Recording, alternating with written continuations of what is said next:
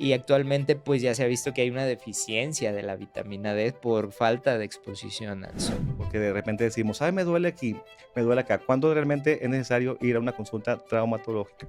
Estábamos en la clínica de ortopedia y traumatología y me enseñó las placas, los tornillos y mira, y esto haces con esto y yo fue así como, wow. Y vamos ahora con el gimnasio, el deporte. ¿Qué tan cierto es que el gimnasio nos trae muchas lesiones, molestias? ¿Sí le llegan pacientes con lesiones del gimnasio de entrenar o no? Un accidente de alta energía, aproximadamente el paciente la persona tiene que ir a 60 kilómetros por hora, entre 60 a 80 kilómetros por hora, y esto es por la descarga de energía sobre el hueso que se golpea. ¿Qué diferencia tenemos entre artritis y desgaste de cartílago?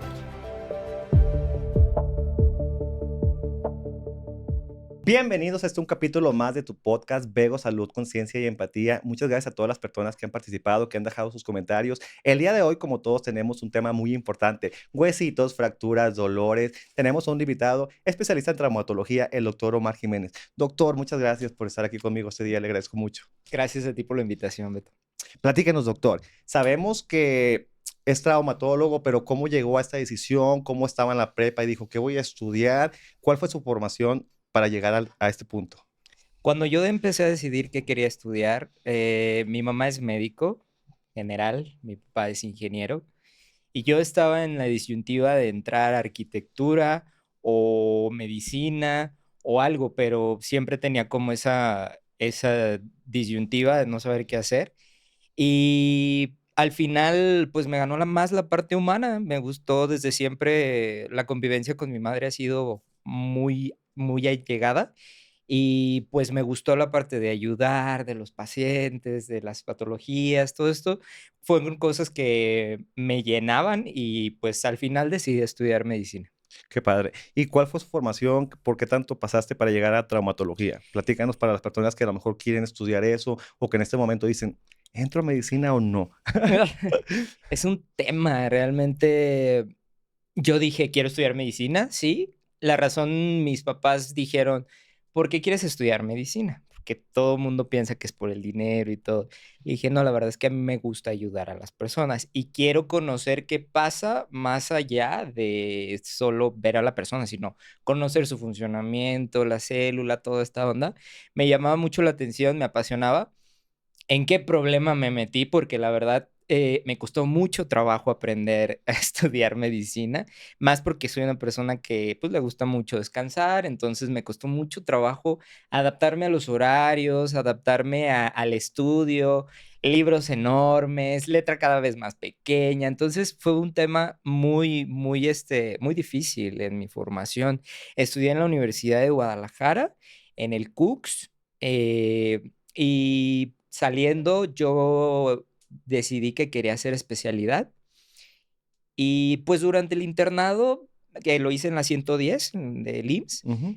fui empezando a ver y descartando, ¿no? Esto no, esto no, esto sí me gusta. Gineco y obstetricia se ganó una gran parte de mi corazón, pero al final me gustó la parte de traumatología y ortopedia. ¿Por qué? ¿Qué fue lo que te llamó la atención? Lo que me llamó mucho la atención es la parte de la reconstrucción, de formar. A mí siempre me ha gustado ser muy artístico, me gustaba hacer figuras de plastilina. De hecho, entré con la idea de ser cirujano plástico. Sin embargo, pues con el tiempo te vas dando cuenta que, pues para empezar, eran como el doble de tiempo de estudiar para ser cirujano plástico y no me gustaba la cirugía general. Entonces, fue por eso que decidí ortopedia. Recuerdo uno de mis maestros en la carrera me invitó a un congreso, bueno, nos invitó en grupo, estábamos en la clínica de ortopedia y traumatología y me enseñó las placas, los tornillos y mira, y esto haces con esto y yo fue así como wow, o sea, la neta dije: "Guau, qué chido, yo quiero aprender a hacer eso, a armar huesos, a recuperar fracturas, deformidades", todo esto. Y fue desde que dije: "Quiero ortopedia, quiero traumatología ortopédica". Qué interesante, como del lado artístico, cómo se complementó con la medicina y es algo que pues te hace feliz, Así ¿verdad? es. ¿Qué hace un traumatólogo, perdón, realmente? ¿Cuándo debemos a acudir a uno? Porque de repente decimos, ay, me duele aquí, me duele acá. ¿Cuándo realmente es necesario ir a una consulta traumatológica? El traumatólogo, qué bueno que haces esa pregunta porque generalmente los pacientes me confunden con rehabilitador o algo así. Esto porque pues aplico algunas otras terapias que hablaremos después. Sin embargo, la persona que sufre o tiene un dolor continuo que no se le quita con algún analgésico o que al tomar un analgésico y pasando el efecto le regresa el dolor, es importante que se revise antes de que la situación haya avanzado tanto que la solución sea, pues, más que nada una cirugía. Ok, en este caso nos comenta que cuando tengamos un dolor, una lesión de ya varios días, pero en caso de alguna, te caíste, te lastimaste el pie, te torciste el tobillo, en estas cuestiones también, ¿cuándo es un traumatólogo el que necesitamos? Ah, muy bien. Pues cuando un traumatismo te genera mucha inflamación, mucho dolor, que pues cede un poquito con los analgésicos, pero sigues teniendo ciertas limitaciones, por ejemplo, un esguince de tobillo que ya pasaron 5 días y sigues sin poder apoyar el pie, eso ya es indicativo de ver que no haya sido una lesión más grave. Y por ejemplo, si yo me caí, se me fracturó, me esguincé el pie y pues la verdad no me di cuenta, solo pienso que tengo inflamado y me comienzo a automedicar. ¿Tiene alguna perjudica en que yo tarde en ir al traumatólogo? Claro, después de una lesión ya nada vuelve a ser igual. Eso siempre se los digo a los pacientes. Cada lesión que nosotros tenemos por traumatismo o por degeneración lleva un estigma o una cicatriz, ¿no? Entonces esa cicatriz, a lo mejor al principio por estar jóvenes, cargamos algo, sentí un tirón, no pasa nada, pero llega un momento en el que ese dolor vuelve a aparecer y aparece cada vez más fuerte en diferentes tiempos y resulta que esto evoluciona tanto que ya el dolor ya no se les quita.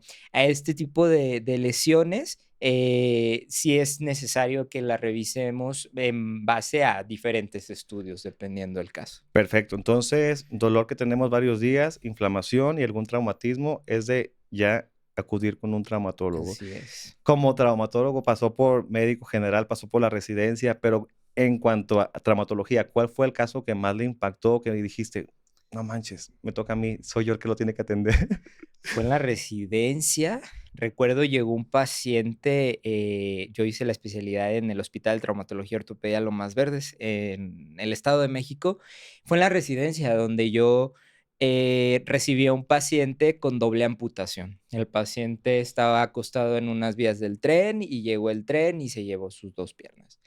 Recuerdo que llegó cargado por sus amigos, sangrando, sí le habían puesto sus torniquetes y todo, pero fue como lo que más me impactó al momento de nosotros empezar a revisarlo, hacer la revisión primaria. ¿Vivió? Sí vivió. Wow, le fue muy bien Sí. entonces. Y después de ese, ¿algún otro que nos pueda platicar que también dijo: "Wow"? Alguno recuerdo, pues, uno triste Ajá. de un paciente que de 16 años, que recuerdo llegó con un traumatismo craneoencefálico por haber estado en la moto, y el chavo no sobrevivió. Era 16 años, llegó la madre y la madre, pues, se destrozó. La verdad, eso fue como un shock muy fuerte, o una imagen, una vivencia muy fuerte para mí, pues, para varios, porque fue impresionante cómo de un minuto a otro tienes vida y se te acaba, ¿no? Sí, es ahí cuando entra la parte humana de nosotros como personal de salud, ¿no? Ujú. Como de que, no manches, mucha gente tiene la idea de que, ya están acostumbrados, no pasa nada, se les mueren las manos y ya no sienten nada. Claro que no, sí hay un sentimiento y pues yo creo que a pesar de que tengas 10, 20 años, el sentimiento va a estar ahí siempre. Así es. Doctor, otra pregunta que es muy interesante en este momento. La gente se queja de dolor de rodillas, que fascitis, que me duele la planta del pie. ¿Qué tipos de dolor conocemos y cuáles son los más comunes que llegan a consulta? Mira, en cuestión a los tipos de dolor, tenemos 3 tipos principales. Un dolor nociceptivo es aquel que tú sufres porque te golpeaste, te fracturaste, te lesionaste un tendón, te esguinzaste. Es algo que está generando el dolor como tal, ¿sí? Una inflamación, una lesión. El dolor neuropático, que es como la memoria de haber tenido una lesión y que queda como la memoria de que tuviste mucho tiempo el dolor. El dolor neuropático también se le conoce dolor crónico. Este se caracteriza por ser ardoroso, mal localizado, puede ser como frío, como caliente, ataca en la noche primordialmente y actualmente se ha demostrado, bueno, ya se ha estado estudiando el dolor nociplástico. El dolor nociplástico es un dolor que viene en la cabeza, viene del cerebro, del sistema nervioso central. Y uno de los ejemplos más claros es la fibromialgia, que al final la fibromialgia es un sentimiento de una persona, de preferencia mujer o de especialidad, especialmente mujer, que sufre una situación emocional, un choque, un shock biológico, algo emocional tan fuerte Mm. que no lo trató, no lo habló, se lo reprime y en las edades posteriores, que es en la edad de la premenopausia y menopausia, se manifiesta a través de la fibromialgia. Wow, entonces, sistema nervioso, emociones, literal, todo está Así es. conectado. Y esto me dice que apenas se está estudiando, se está demostrando o ya hay evidencia sobre esto. Ya hay Wow, qué evidencia del interesante. dolor nociplástico. De De hecho, hecho, perdón, la medicina china estudia mucho esto de las emociones. Y es muy interesante porque también vi un doctor que comentaba que una persona tenía cáncer de colon y pues no podían tratarla y hasta que llegó con un persona médico chino y le dijo que pues todo estaba en sus emociones, que había una persona en su casa que no lo podía soltar, que lo odiaba, declarar que lo odiaba. Y ella contestó, sí, es mi esposo, no lo tolero. Entonces le dijo, ahí está tu cáncer, literal. Y son cosas que, pues, muchas veces no tomamos en cuenta en México, en otros países, ¿no? De que las emociones son fundamentales para un proceso cualquiera. de hecho, qué bueno que tocas el tema. Realmente, en cuestión de traumatología ortopedia, la cuestión más ortopédica o degenerativa sí se relaciona mucho en el sistema musculoesquelético a un sentimiento de desvalorización. La persona pues, se siente desvalorizada desde la manera familiar, desde la manera intelectual, en el trabajo, no es reconocida, todo eso y empieza a afectar. Al final, lo que habla la medicina china también es que, pues, el cuerpo, traduce lo que la boca no dice, ¿no? Lo que tú te guardas, al final, Se tarde que refleja. temprano, va a salir con una enfermedad. Wow. Entonces nos quedamos con los dolores. ¿Cuáles dijimos que son los que más frecuente llegan a consulta en este momento? Actualmente, la lumbalgia es el que se lleva el número uno. Lumbalgia, y de ahí se puede partir lumbago con ciática, lumbalgia crónica, dolor discogénico, dolor facetario o artrosis facetaria y dolor de hombro, también, como yo propondría en segundo lugar, y dolor de rodillas. Esos son los Esos que son están los, así a top. así es, son los más. ¿Y qué es lo que nunca debe de hacer una persona cuando tiene alguno de estas molestias o dolor? Me refiero, ve con el sobador, ven, yo te pongo una crema y te doy una sobadita aquí, o ven, yo te trueno la espalda, te levanto. ¿Qué cuestiones son las que no debemos hacer como familia o como paciente para no perjudicarnos más? Bien importante esta situación porque lo hemos visto mucho que la comadre, la amiga le recomienda a la señora, mira, yo empecé a tomar estas pastillas, se me quitó el dolor y resultaba que tenían corticoides, ¿no? Y al rato pues aumentan de peso, nos mantienen mantienen al paciente más complicado de lo que los está ayudando. Y en cuestión a los sobadores y a los quiroprácticos, bien importante, la verdad, siempre ante un dolor, eh, el que sea, preferible hacerse siempre una radiografía y revisarse por un especialista.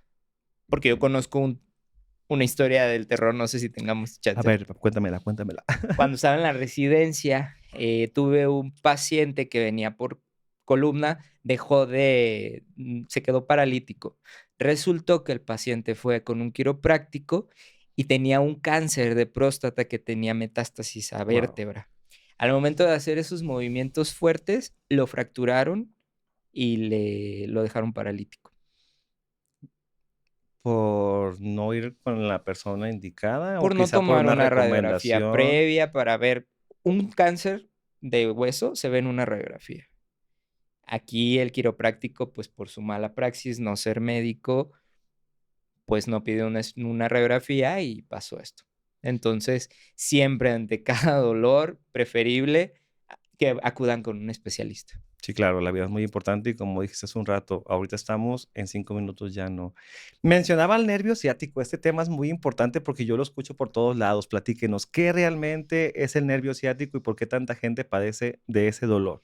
El nervio ciático es un conjunto de nervios que se forman principalmente por las raíces nerviosas lumbares y sacras. Este nervio se ve afectado cuando puede ser afectación directamente desde la columna, digo, podemos Sí, agarrar claro, el claro. modelo. Voy a tus micrófonos si quieres. Sí, listo. A ver, vamos a ver aquí. Bien, en columna podemos encontrar, así como ya explicamos, el somático, el neuropático y el nociplástico, podemos encontrar estos 3 tipos de dolor, pero nosotros en columna, principalmente, podemos encontrar un dolor generado en el disco, un dolor generado en las facetas articulares, un dolor generado por una raíz que está inflamada por una hernia, por una inflamación del disco, de los ligamentos, Okey, o incluso un dolor miofascial, que es lo que cubre la parte de los músculos paravertebrales. okey, En la cuestión del nervio ciático, cuando hay una disfunción de una de estas estructuras, el disco se empieza a desgastar y puede hacer una hernia. Y esa hernia, como la que se ve aquí, okey. podemos ver que agarra la raíz nerviosa y la empieza a inflamar. Y esa es la sintomatología que el paciente describe como me duele la ciática, ¿no? Dependiendo del nivel en donde está la hernia, nosotros podemos determinar en cada uno de cuál de los discos está afectado, ¿no? Puede afectar simplemente hacia el glúteo, puede afectar hacia la parte anterior de la pierna, la rodilla, la pantorrilla y el talón. Cuando ya llega hasta el talón o la punta del dedo gordo, estamos hablando de que es a nivel muy bajito, ¿no? La hernia, hay una hernia a nivel muy bajito. Okey, entonces, avanza o se mantiene? Depende el lugar donde esté la Es lesión. dependiendo del lugar Okey. donde se encuentre la ¿Y la más lesión. común es la de pompa, la molestia en la pompa? Porque yo escucho mucho L5S1, ese, ¿verdad? L5S1. Lo que pasa es que también puede haber una ciática por una cuestión mecánica, que quiere decir el síndrome del piriforme. Hay un músculo aquí que agarra el nervio ciático y Ujú. lo pinza. Y eso se puede confundir también con una ciática, pues. Entonces, hay que saber bien, determinar si es de arriba o es de abajo. Y esto, Okey. pues, con la exploración y con la revisión del paciente. ¿Y qué ofrece de tratamiento para esto? ¿Para disminuir molestia o qué onda? La verdad es que es un tratamiento multidisciplinario, ¿verdad? Realmente el nervio ciático cuando está inflamado es muy doloroso. A Ujú. veces el paciente tiene hasta déficit motor, quiere decir que no puede mover la pierna, le es imposible apoyarla. Cuando es en estos casos, yo lo que primero hay que hacer es pedir una resonancia para saber en dónde está. Aunque yo clínicamente sé dónde está, en qué nivel puede estar Ujú. la hernia, yo necesito ver imaginológicamente en qué nivel está la ruptura, si hay hernia, qué tipo de hernia tiene para determinar el tratamiento, Perfecto. ¿sí? Entonces, muy importante la revisión a tiempo y con el especialista indicado, en el caso, traumatólogo. Así es. Y para pasarnos al ya que tenemos ahí el modelo, la hernia de disco, también muy famosa, muy conocida. ¿Nos puede explicar cómo es ese padecimiento, cómo se da, cómo lo tratamos? Claro, la hernia de disco es secundario a que uno de los discos intervertebrales de la columna tiene tanta presión, tanto por peso, por sobrepeso, por emociones, porque también, recordando que los músculos de la columna son muy sensibles a las emociones. El estrés hoy en día es el número uno causante de las hernias o el dolor lumbar. Llega a ser tanta la presión que el disco se empieza a desgastar, se deshidrata y al deshidratarse puede hacer una hernia. Ujú. Entonces, la hernia es realmente como una salida de la porción interna del disco, que es el disco está formado por un núcleo pulposo y un anillo fibroso. Cuando el anillo fibroso se desgarra, puede hacer una hernia a través de que sale el núcleo pulposo y empieza a irritar no solo la raíz, también los tejidos adyacentes, facetas, ligamentos. Entonces, dependiendo el caso, si el paciente ya tiene mucho tiempo y por miedo no fue a revisarse, pues esto cada vez se hace más crónico y más difícil de tratar. Entonces, para identificarlo, 3 cuestiones que nos diga así de rápido. 3 cuestiones, dolor que no se quita, dolor que es muy incómodo si el paciente está sentado. Si un paciente no tolera estar sentado, júralo que es un disco que está dañado. Dolor que se irradia, ya sea alguna de esas regiones que mencionamos, la nalga, la rodilla, la pantorrilla o el talón. Y pues que no cede a los analgésicos, sobre Perfecto. todo. Entonces, Ujú. ya los tienen ahí para que apunten esos 3 puntos que son muy importantes. Ahora nos vamos con la artritis. Me gustaría esta pregunta es muy interesante porque mucha gente confundimos los términos o no entendemos. ¿Qué diferencia tenemos entre artritis y desgaste de cartílago? Muy bien. La artritis como tal es un problema de autoinmune. Resulta, y que ya se ha estudiado, que ya les puedo pasar a lo más novedoso, resulta que la persona que tiene una alteración en su intestino o se llama disbiosis Ujú, intestinal, que los probióticos están de arriba abajo o hay disbiosis intestinal, es indicativo, pues, del paciente artrítico. La persona que tiene artritis reumatoide, júralo que tiene problemas intestinales, ya sea colitis, Crohn, incluso CUSI, todas estas enfermedades ujú. por una alteración en la microbiota normal del intestino, es lo que tiene. Y la diferencia es que la artritis es ocasionada por tu mismo cuerpo y la artrosis es ocasionada por malos hábitos, sobrepeso e intoxicación crónica y falta de ejercicio. Por ejemplo, las personas que se la pasan planchando y luego se lavan las manos, ¿eso es un mal hábito? Realmente no, Okey, porque eso es un mito. mucha gente lo dice y por eso lo metí ahorita. ¿Qué pasa con eso? ¿Sí es cierto o no? No, eso es un mito. Realmente no pasa nada si la articulación está caliente y se moja. O sea, puede haber una cierta rigidez, sí, pero por el cambio de temperatura tan brusco.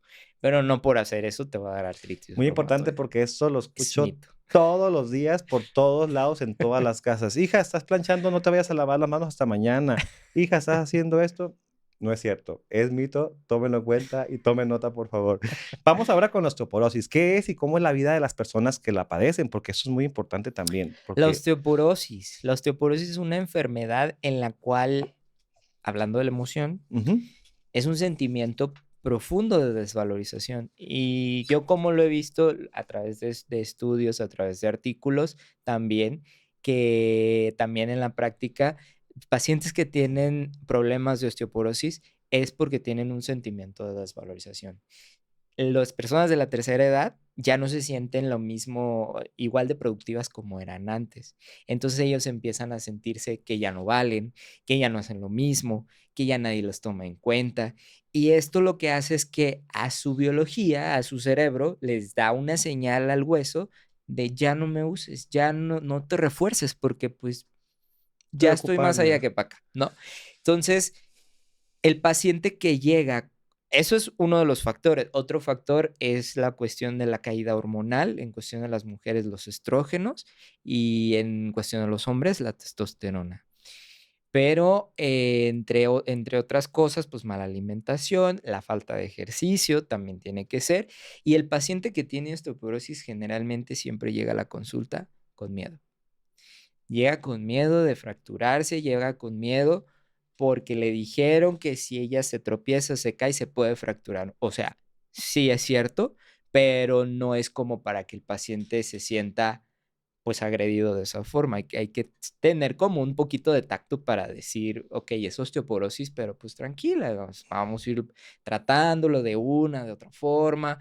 Hacer consciente al paciente que es este sentimiento ya te ayuda un 50%.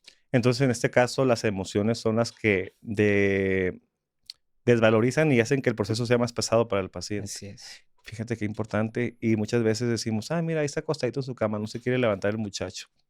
La motivación familiar también es muy importante en Así este caso. es. Ya hablamos de artritis, osteoporosis, vamos ahora con el gimnasio, el deporte. ¿Qué tan cierto es que el gimnasio nos trae muchas lesiones, molestias? ¿Sí le llegan pacientes con lesiones del gimnasio de entrenar o no?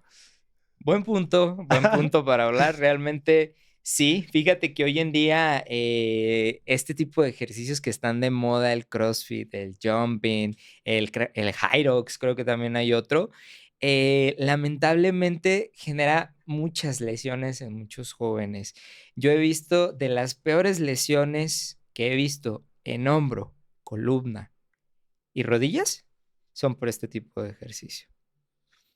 Y es muy recurrente que lleguen los pacientes, o sea, sí estamos así como de que no estamos cuidando bien la manera en que estamos entrenando. Así es, sí es recurrente. Es poco el entrenador que sabe que antes de hacer este tipo de ejercicios, de movimientos, o sea, explosivos, sin antes acondicionar las articulaciones, son pocos que saben que tenemos que calentar primero la articulación antes de hacer. ¿Cómo es que lo hace? Realmente este tipo de ejercicios como nos mantienen con un nivel de dopamina muy elevado, dopamina, adrenalina, todo, música estridente, estás viendo al compañero que ya se está trabando y tú te motivas más y le estás dando con más fuerza, esta dopamina y adrenalina hace que las lesiones, ¿qué crees? No No se las sientan. sientas. Entonces, cuando viene el dolor, es cuando bajó toda esa adrenalina, que es al siguiente día o en la noche, y dice: "¿Qué hice?". O sea, y es cuando hay lesiones, y realmente las lesiones más graves que he visto de hombro, rodilla y columna Cita con es por esto. traumatólogo, otro día. Sí, por favor. Una de las preguntas que nos dejaron en el video que publicamos, para que dejen sus preguntas, vamos a estar aquí compartiendo con los especialistas. Dice, ¿cómo identificar el síndrome del túnel del carpo? Esa nos la dejó una seguidora, queremos saber si nos hace favor de responderla. Fíjate, el túnel del carpo es una inflamación de uno de los ligamentos de la muñeca que, se inflama por movimientos repetitivos. Personas como son secretarias, capturistas, personas que hacen como muchas manualidades con las manos, presentan este tipo de patología. Llega un momento en el que este ligamento, radiocarpal, que es el túnel del carpo, se tensa, se inflama y lo que hace es que aprieta el nervio mediano. Y este se caracteriza por tener entumecimiento o hormigueo en las manos, en diferentes regiones, obviamente, y son pacientes que a veces, incluso el entumecimiento, hay dolor de predominio nocturno, porque es nervioso. ¿Y se puede prevenir o no? Se puede prevenir, sí, si las personas, por ejemplo, que son capturistas, van a terapia de rehabilitación de vez en cuando, algunos masajes de descarga, hacer el ejercicio o ejercicios con las manos, ayuda mucho para evitar este tipo de patologías. O sea que si tú ya sabes que te dedicas a estar en la computadora, haces manualidades o tus dedos y tus manos son tu trabajo, sí tienes que estar acudiendo a terapias continuas. Así es. Así es. Muchos accidentes en moto. Ahora vamos con las motos. Muchos accidentes en moto, lo vemos por todos lados, estamos manejando y se nos meten por muchos lados. Muchas veces nos enojamos como conductores, pero aquí vamos por el lado clínico. Sí, llegan muchos accidentes en moto, ¿son muy graves o no? Realmente sí, y creo que se debe a que es muy fácil tener el acceso a una motocicleta, incluso un chavito de 15, 12 años, incluso, están manejando una motocicleta y lamentablemente no tienen la educación de protección, no usan casco, no usan rodilleras, no usan nada y suelen ser muy imprudentes al manejo. Eh, que tomen nota realmente papás, cuidado, las personas que tienen moto deben de tener como una educación bien, específica con los muchachos que la utilizan para tener una educación vial, sobre todo, porque es una moto, están descubiertos. Y las peores lesiones que hemos visto, traumatológicas por fracturas, y etcétera, es por accidentes en moto. ¿Y cuáles son las más comunes? O sea, me refiero a cabeza, mano. Justo, traumatismo craneoencefálico, fracturas de tibia, de meseta tibial y de fémur. Son como las más, más comunes y las que ponen en mayor riesgo al paciente accidentado en moto. Perfecto. Y ahora, ¿qué ocurre dentro del cuerpo cuando tenemos un accidente a alta velocidad? En traumatología nosotros dividimos los accidentes dependiendo la energía que se haya descargado. Incluso hay algo que tú sabías que nosotros como traumatólogos tenemos la capacidad de imaginar cómo fue el accidente viendo la radiografía. No. Esto es a través de la cinemática del trauma. A través de la cinemática del trauma nosotros vemos si fue una contusión directa, si fue una torsión por una fractura en espiral, si fue por una eversión del tobillo, si fue por una eversión con rotación externa, porque realmente lo que nosotros estudiamos es la cinemática del trauma. ¿Para qué? Mm. Para el momento de repararlos o regresar a esa cinemática del trauma. Entonces, regresando La a tu velocidad. pregunta, la cuestión de la velocidad, nosotros dividimos en accidentes de alta, mediana o baja energía. Un accidente de alta energía, aproximadamente la persona tiene que ir a 60 kilómetros por hora, entre 60 a 80 kilómetros por hora, y esto es por la descarga de energía sobre el hueso que se golpea, ¿no? Generalmente, accidentes de alta energía fracturan huesos largos como el fémur o incluso las luxaciones o fracturas luxaciones de fémur y de pelvis por La accidentes de alta velocidad. energía, así es. Wow. Qué interesante para que lo tengan en cuenta, papás, jóvenes que usan moto, protección es muy importante porque de repente tenemos un mandado rápido, decimos, ahorita me pongo el casco, no se lo ponen y andaba alguien tomadito o algo y ahí todo salió mal ya. ¿Qué hacen malos testigos cuando están en un accidente? Por ejemplo, yo veo que ahí está el muchacho accidentado en moto. ¿Qué hacemos mal como testigos? Jalarlo, que le quiero poner algo en el cuello. ¿Qué Justo. hacemos mal que perjudicamos en un accidente? Esta parte es bien importante porque nosotros como traumatólogos tenemos que llevar algo que se llama la ATLS. El ATLS es la atención al paciente en trauma, ¿no? Entonces, cuando un paciente tiene un accidente típico que viene la gente por alguna manera el morbo o por querer ayudar, sin embargo, a veces hacen cosas que no deberían de hacer porque están en contra de las guías internacionales de atención al paciente en trauma. Entonces, ¿qué pasa? Si algún paciente accidentado lo jalan o le ponen algo en cuello, si el paciente tenía alguna lesión en cuello, pueden incluso comprometer la vida del paciente o empeorar la situación del mismo. Entonces, lo que se recomienda sí es hacer como espacio una vez que llega el rescatista, ¿no? Porque pues sabemos que después de un accidente todo el mundo está ahí encimado. El trabajo del paramédico como tal es llegar y controlar La multitud. esa multitud para darle espacio también al paciente, tener un área libre para poder hacer la primera valoración del paciente o la valoración inicial y dar las medidas necesarias para llevarlo al hospital y nosotros hacer una evaluación secundaria. Entonces, no moverlos, no ponerles cosas raras. Si tuvieran algún sangrado, pues sí, algún torniquete sería ideal, pero hasta ahí. Así es. Esperar a que llegue el personal de salud, ¿verdad? Ujú. Hablamos de accidentes cuando tenemos alguna fractura expuesta, cuando decimos, ya no tenemos opción más que cortar. ¿Cuándo llegamos a ese punto en un paciente? Fíjate que existe una escala que se llama índice o la escala de MES. Es para la amputación o para determinar si la extremidad es viable o no es viable.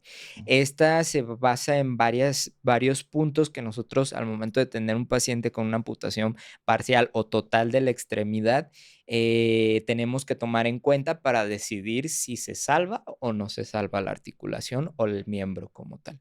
Tiene que ver también el tiempo de llegada del paciente al Así hospital. es. Hay algo que nosotros utilizamos como el golden hour, que es la hora de oro, que generalmente, pues, es lo que se recomienda, ¿no? ¿Y Una cuánto hora. es? Una hora. Ujú.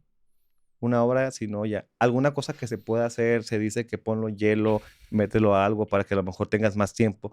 ¿Es verdad o no? No, una vez que la extremidad ya perdió algún colgajo cutáneo y demás, Hasta ahorita todavía no ha habido la capacidad de un médico, un profesional en trauma para reinsertarlo. He visto casos de dedos, pero piernas o otra extremidad, Más la grande, verdad es no. que no. Y cuando llega el momento de decirle al paciente, ¿sabes qué? Vamos a tener que amputarte la mano, la pierna. ¿Cuál es el sentimiento de usted como médico tener que decirle o qué siente en ese momento? ¿Cómo es el momento? ¿Cómo se vive?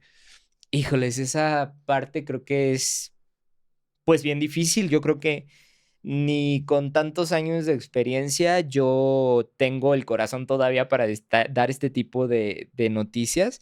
Sin embargo, pues, es bien cierto que, pues, nosotros como médicos de repente como que somos o nos toman como que somos un poco fríos, pero la verdad es que siempre pega. Y este tipo de noticias como de que se perdió la vida de algún familiar, siguen poniéndonos con la piel de gallina. La verdad es que sí, es muy difícil, se dice porque se tiene que decir, hay que tener tacto, hay que explicar de alguna manera por qué es la razón de que se va a tener que amputar su pierna.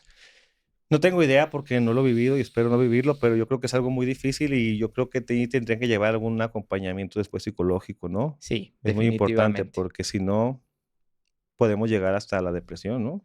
Claro, ¿Se claro. recomiendan consulta eso? Yo sí lo recomiendo.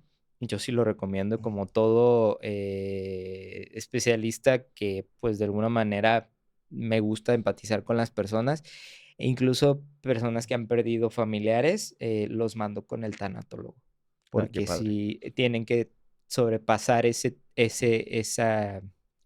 problema para poder avanzar también Sí, es nosotros. muy importante. Como hablamos todo este capítulo, las emociones entran casi, casi en primer lugar de todo, Sí, ¿verdad? sí, así es. Vamos a pasar por otro síndrome. ¿Qué es el síndrome compartimental y por qué termina en amputación? Hablando de amputaciones, a ver, está muy interesante. Síndrome compartimental es una de las 5 urgencias traumatológicas. Existen solamente en ortopedia, y esta, se considera una urgencia porque se define como el aumento de presión dentro de una extremidad, o sea, por dentro hay un sangrado tan profuso que está ocasionando que se colapsen las venas y las arterias de la extremidad. Entonces, lo que hace que pone en riesgo, la integridad de la extremidad, porque se queda sin circulación. Si esto no se libera en un tiempo determinado, lo que pasa es que no solamente son las arterias, sino también los nervios. Entonces, el nervio al estar con una presión muy, muy aumentada dentro de la extremidad, lo que pasa es que se daña el nervio y puede ocasionar algo que se llama contractura de Volkmann. Es una contractura muscular realmente, pero por una lesión nerviosa secundaria a un síndrome compartimental. ¿Qué es lo que tenemos que hacer ante un síndrome compartimental o cómo lo identificamos principalmente? Cuando el paciente al momento de hacer la extensión de la extremidad le duele demasiado. Más allá de la flexión, al extender. Ese es el signo clínico típico. Frialdad o ausencia de pulsos. Todo esto también es algo que nos indica de un síndrome ¿A simple compartimental. vista no lo puede ver? Claro, se ¿También? ve se ve una pérdida de la coloración de la extremidad, incluso se puede ver hasta morado. Nos hablaba de tiempo. ¿Cuál es el tiempo indicado para atender esto? Pues lo ideal es 1 hora, ¿Una hora? entre lo que pasa 1 hora hasta, pues, ahora sí que va disminuyendo eh, el éxito, ¿no? De que podamos recuperar esa extremidad. Entonces, una vez identificado, la verdad no deben pasar al menos no más de 4 horas, con este tipo de problemas para poder ¿Y eso tratarlo. surge de repente o se va dando? Se va dando, O sea que lo efectivamente. podemos detectar a tiempo. Sí, y también nos lo dice el mecanismo del trauma. Si es un traumatismo por machacamiento, sobre todo en mano, que siempre pasa, o en el pie, es machacamiento, pero no hubo fractura, no hubo ruptura o no hubo herida, ahí hay que sospechar de un síndrome compartimental porque es progresivo, puede tardar unas horas en instalarse. Sin embargo, una vez identificado, es el tiempo que tenemos, no podemos tardar mucho. Muy importante el tiempo, Así es. entonces. Hablando de fracturas, fracturas expuestas, llegan con el hueso por acá, de repente con la mano. ¿Cómo hacen para reconstruir todo eso? O sea, ¿cómo hay algún protocolo? ¿Este sí se puede, este no? Todas las fracturas expuestas, esa es otra de las urgencias traumatológicas. Podemos mencionar cuáles son: síndrome compartimental, fractura expuesta, artritis séptica, cauda equina, que es cuando hay una hernia así súper grande que Ujú. cierra completamente la función y la fuerza de las extremidades. Esa es otra de las urgencias, y luxaciones, cuando el hueso se sale de su lugar. Hablando de las fracturas expuestas, es también timing, tiempo. Sí nos da un poquito más de tiempo. Sin embargo, una vez identificada la lesión, sí, como protocolo hay que documentar la lesión, porque cuando nosotros atendemos una de estas lesiones, pues vendamos y cubrimos la herida. Entonces, no sabemos, ante alguna situación legal, si realmente estaba expuesta, cuántos centímetros era la herida, porque dependiendo de la lesión de la piel es conforme nosotros vamos a clasificar dentro de las varias clasificaciones que se encuentran para las lesiones abiertas o fracturas abiertas de cualquier extremidad. Es como nosotros clasificamos. Entonces sí hay que tomar foto, hay que inmovilizar, hay que impregnar con antibiótico, y este paciente es una urgencia, debe pasar al quirófano para hacerle un aseo y ya sea operarlo en ese momento, o si es una lesión muy grande, solo hacer la desbridación, aseo quirúrgico y colocación de férula, y con antibiótico. Y si, por ejemplo, alguien vive en alguna comunidad que se hizo alguna fractura y es expuesta y dice, ay, pero mañana voy o pasado, ¿qué riesgo tenemos? El riesgo es de mayor infección. Conforme va pasando el tiempo, una fractura expuesta que era tipo 1, que fue puntiforme, simplemente por pasar 8 horas, ya se convierte en una 3 inmediatamente por simplemente El tiempo. contaminación. Así es. Perfecto. Y en cuanto a fracturas expuestas, ¿cuál es la más dolorosa? ¿Cuál es la más tediosa para recuperación, más tardada? En cuestión fracturas, yo creo que la fractura de fémur. ¿Fémur? La fractura de fémur es una de las más tediosas, debido a que, pues, la mayoría de las fracturas de fémur son por alta energía, y cada vez se ha visto que las lesiones son más complejas y, pues, más difíciles de que peguen también. Tiempo de recuperación en una fractura de fémur. De 8 a 10 semanas, hasta 12 8 a 10 semanas. semanas y después siguen con Y después la rehabilitación rehabilitación, claro. Eso es nomás para que pegue el hueso. para que pegue el Así hueso. es, sí. Después a iniciar otra vez De de 8 a 12 cero. semanas, y después 3 meses a lo mejor de recuperación, de Wow. rehabilitación. Y hablando de prótesis, ¿cuándo es el momento ideal cuando ya el paciente necesita una prótesis? El momento es cuando el paciente tiene mucho dolor, cuando el paciente ya no tolera, ya no le hacen los analgésicos, ya no le hicieron las infiltraciones, porque primero se tiene que llevar un protocolo en el que primero es cambio de los hábitos, bajar de peso, la alimentación, en mi caso, pues más suplementación, más allá que analgésicos, porque no me gustan los analgésicos, luego les aviso por qué. Y, ya cuando el paciente ya se le hizo de todo y sigue con la molestia, ya es indicativo de una prótesis de rodilla o de cadera, Y en el dependiendo del caso de las caso. personas que no tengan alguna seguridad social, ¿es caro? Es caro, sí. Sí, sí, es caro. No tan caro, creo que hay gente que puede gastar incluso más Ujú. en otras cosas, pero sí, sí es algo. Un aproximado. Un aproximado entre 100, 100, dependiendo De también de cadera. la prótesis de cadera. O sea que hay también niveles, dicen por Sí, ahí. claro. De una prótesis de cadera entre 110, entre 150, 160, dependiendo del implante. Y en rodilla entre 100 y En todos 150. lados hay niveles, dicen por ahí, Hay ¿verdad? niveles, exacto. Muy bien. En cuanto a suplementación, lo decía suplementos. ¿Qué suplementos sí recomiendas para la buena movilidad, mantener articulaciones, todo bien, saludables? Se ha estudiado últimamente mucho la vitamina D3. La vitamina D3 es una de las principales vitaminas que se ve disminuida en cualquier persona. Yo creo que ahorita, por la cuestión de que ya no nos asoleamos como antes. Si tú recuerdas, tus abuelos a lo mejor, pues eran de campo, o les gustaba, o sea, estaban muy expuestos al sol, los trabajos les dependían mucho actividad física. Y actualmente pues ya se ha visto que hay una deficiencia de la vitamina D por falta de exposición al sol. Incluso en pacientes que tienen pues también muchos problemas metabólicos, diabetes, hipertensión, hipotiroidismo, obesidad, todo esto. También tienen los niveles de vitamina D3. Entonces, muy importante de mi consulta de cajón, vitamina D3. Otro de los minerales que tienen buena implicación en el sistema musculoesquelético es el magnesio, diferentes tipos de magnesio para los diferentes tipos de pacientes y necesidad del mismo también. Yo recomiendo el glicinato de magnesio porque tiene un efecto en el que les ayuda a conciliar el sueño. No es que sea somnífero ni nada, pero les ayuda a conciliar el sueño porque baja la actividad cerebral. Y en cuestión de problemas articulares, ácido hialurónico, colágeno hidrolizado, cúrcuma, pimienta negra, a mí me gusta mucho utilizarla, glucosamina, condroitina, quercetina y dependiendo de qué La otras cosas, lesión o lo que tengamos. infiltraciones. Así es. Hablando de lo que hace usted, ¿qué nos ofrece, qué terapias, qué tratamiento nos ofrece usted en consulta? A ver, platíquenos, díganos, ilústrenos.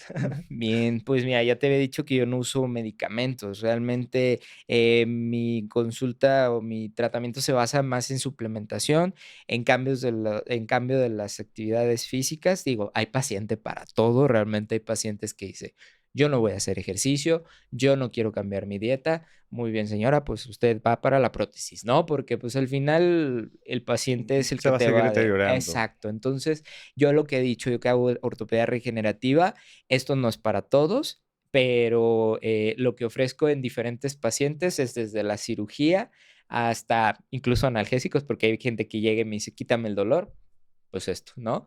Pero hay pacientes que sí buscan algo más o prolongar el tiempo, porque hoy en día se ha visto cada vez el desgaste articular ha atacado a más personas jóvenes, entonces, más jóvenes. Entonces, el objetivo es prolongar un poquito, darle mayor vida a la articulación a través de este tipo de tratamiento, suplementación, cambio de los hábitos, ejercicio, que es bien importante para mantener fuertes las articulaciones y infiltraciones de ácido hialurónico, plasma rico en plaquetas, células mesenquimales, dependiendo de la capacidad también económica del paciente. Yo llegué con usted por una lesión en mi espalda, que tenía un dolor que no soportaba sentarme, un dolor, dicen por ahí, viejo, que de repente me llegaba, de repente se me quitaba. ¿Qué tratamiento está utilizando conmigo? Platíqueles, que estoy muy cómodo, la verdad. Excelente, gracias. En tu caso, tú tenías una disfunción miofascial, entonces tú tenías un dolor crónico porque te atacaba de repente fuerte, de repente leve y así. Entonces estamos utilizando una terapia que se llama terapia perineural, en la cual se basa en la acupuntura china, lo cual nos ayuda a desbloquear ese bloqueo o esa desconexión que hubo de tu cerebro con tu espalda para empezar a ponerla a funcionar como debía de funcionar desde un principio. Ayuda porque bloquea el dolor crónico, pero también nos pone a funcionar y se considera una de las terapias regenerativas más novedosas hoy en día. Qué padre. Es por Así eso que es. estamos aquí, porque yo acudí con el doctor a consulta, lo busqué y la verdad que estoy muy contento, estoy muy cómodo y estoy haciendo ejercicio de nuevo, cosa que no podía. Entonces, doctor, una ronda rápida de preguntas, nada más tenemos que decir verdadero y falso para concluir con todo lo que hablamos en este momento, Muy ¿vale? bien.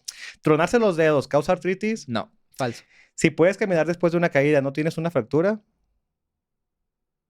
falso. ¿El dolor de espalda siempre requiere cirugía? No, falso. ¿El frío o los cambios de clima pueden aumentar el dolor en las articulaciones? Cierto, ¿Un esguince puede ser tan grave como una fractura? cierto, ¿Hacer ejercicio ayuda a proteger las articulaciones? cierto, ¿Todas las fracturas necesitan yeso? falso, ¿El sobrepeso aumenta el riesgo de dolor en las articulaciones? cierto. Cierto. Para cerrar, si pudiera dejar un solo mensaje para evitar lesiones, conservar buena movilidad, conservar buenas articulaciones a largo plazo, ¿cuál sería ese mensaje para las personas para que se cuiden y, claro, acudan a consulta cuando sea necesario? Primero que nada, cuidar sus hábitos alimenticios, que la dieta es muy importante, azúcar, harinas, lácteos, los blancos malos de la película inflaman las articulaciones y no solo las articulaciones, también las células de todo tu cuerpo, pero las primeras en respingar, pues son las articulaciones. Mantener un peso ideal o adecuado y hacer ejercicio regularmente. Desde caminar a pesas, que yo lo que les recomiendo generalmente lo ideal son pesas, porque también previenen osteoporosis, también previenen muchas enfermedades, como incluso o crónico-degenerativas, resistencia a la insulina, diabetes, hipertensión, etcétera. Yo sé que va a haber bastante gente que dice: "A mí me duele la espalda, yo tengo de lo que hablaron, yo lo tengo, a mí me duele el pie", ¿dónde lo podemos encontrar? ¿Dónde vamos con usted directamente a consulta? Tengo mi consultorio en la calle Tarascos 3385, en la colonia Monraz, Interior 8. Y me pueden encontrar en redes como ortomar.jiménez y Ortomar Omar Isaí Jiménez Beltrán, Ortopedia Regenerativa en Facebook y en Instagram. Perfecto. Dejen sus preguntas, dejen sus comentarios porque estaremos muy pendientes respondiendo. Si es necesario hacer un nuevo capítulo para responder todo lo que tengan de duda, lo haremos con mucho gusto. Doctor, muchísimas gracias por acompañarme el día de hoy. Me siento muy contento. Creo que aportamos bastante información útil para la gente porque este tema de traumatología también está como que si te planchas y te lavas las manos, te vas a torcer, vea. De verdad que muchas gracias. Creo que va a llegar a mucha gente, a la gente que queremos. Información muy valiosa. De verdad, compartan, pregunten con confianza, estaremos muy pendientes. Gracias por acompañarme y esperemos tenerlo aquí nuevamente. Muchísimas gracias a ti, Beto, por la confianza y por la invitación. Yo va a ser un placer apoyarte en lo que me pidas. Gracias. Chicos, pues este fue su capítulo de Vego Salud, Conciencia y Empatía. Hoy tuvimos el tema de traumatología. Compartan, hagan que esto se haga viral. Es información importante y nos vemos en el próximo capítulo de este tu espacio.